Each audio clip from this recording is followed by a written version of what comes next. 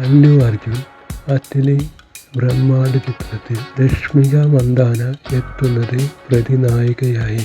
ബോളിവുഡിലും തെന്നിന്ത്യയിലും മികച്ച യാത്ര നടത്തുന്ന രശ്മിക മന്ദാന ഇതാദ്യമായിട്ടാണ് നെഗറ്റീവ് റോളിൽ എത്തുന്നത്.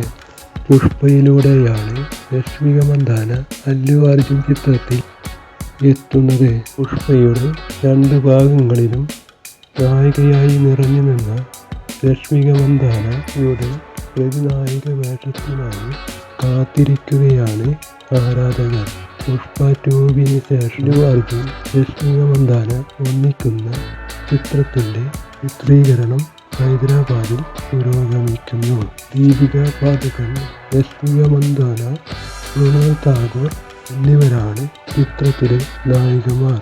അല്ലു അർജുൻ്റെ 22ാമത്തെ ചിത്രവും അറ്റ്ലിയുടെ 6ാമത്തെ ചിത്രവുമാണ്. സൺ പിക്ചേഴ്സിൻ്റെ ഏറ്റവും ബഡ്ജറ്റേറിയ ചിത്രവുമാണിത്.